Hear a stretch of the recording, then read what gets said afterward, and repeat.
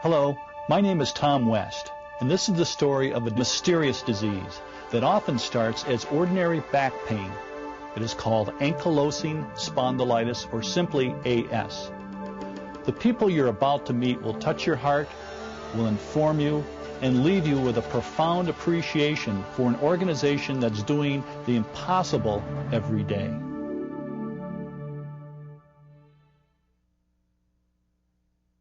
I was initially diagnosed with ankylosing spondylitis at age 14, although I had the symptoms many years prior.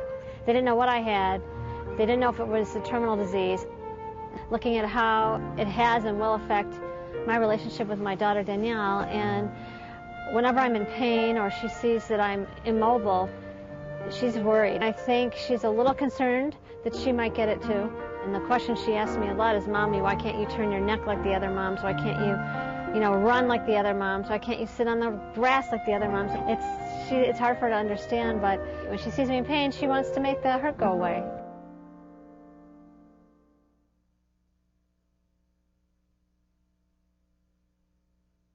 You want to control the disease. You don't want the disease to control you. I've always strived to try to make as big of an effort as possible to live my life as normally as possible, as much as I could. And for people who have the disease, who give in to it, it's almost like crabgrass. If you don't keep on top of it, it's going to take over your whole lawn. And it's the same with this disease. If you let it, it will control your life. The worst moment I ever had with AS was after I finally got the true diagnosis of what I had.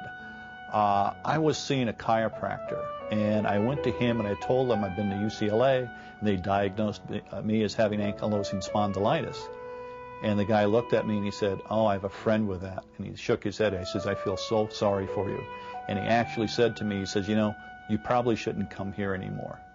And I went home and excuse me, I was so depressed, and I sat there for about an hour and just stared at a wall, thinking, what is this I have? Excuse me. And I'm sure there's a lot of other people that have had similar experiences.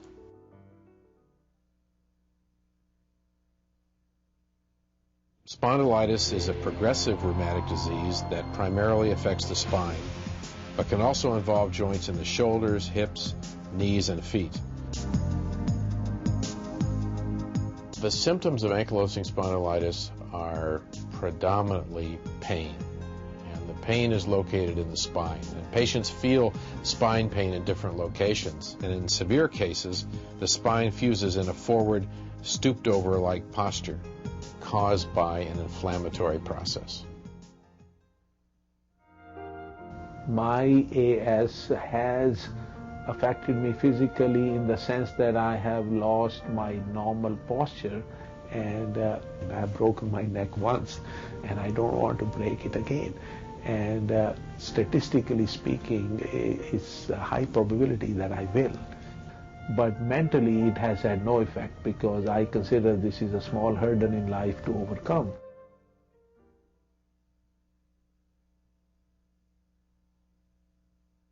I have seen what can happen to people who have this disease and don't manage it properly. I don't want that happening to me.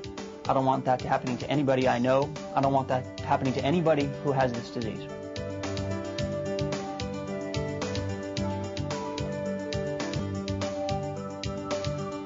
Being involved with the organization has given me tremendous awareness about the various treatments and medications out there in the world for people who have spondylitis. There's just tremendous value in the information the organization puts out in pamphlets, in forums we do around the nation, on the internet. We are going to change the face of AS forever.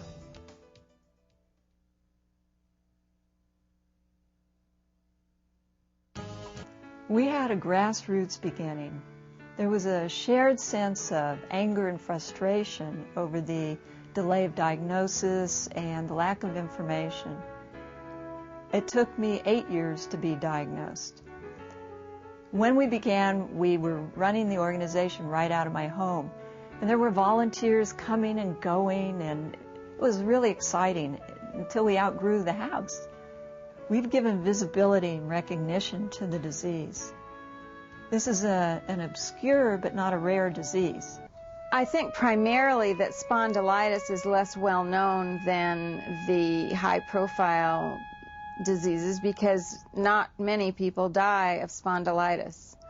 When I was first diagnosed with ankylosing spondylitis, I was told that it was primarily a male disease, that it was a progressive, crippling disease, and then at age 22 was when my hip joints actually fused, and then I was told I had to have hip surgery or I would be bedridden and unable to walk.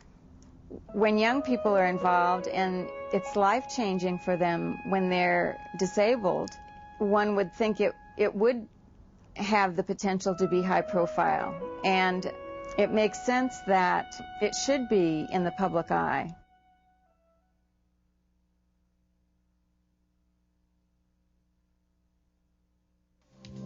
With the help of patients and doctors, researchers, and the philanthropic community, and with a little help from our friends, we will continue to fight against any and all odds until there is no longer a single person who needs our help.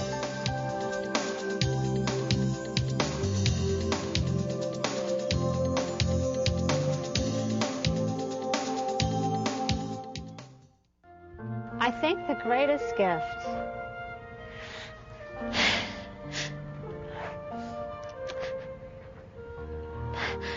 wow, the greatest gift is hope.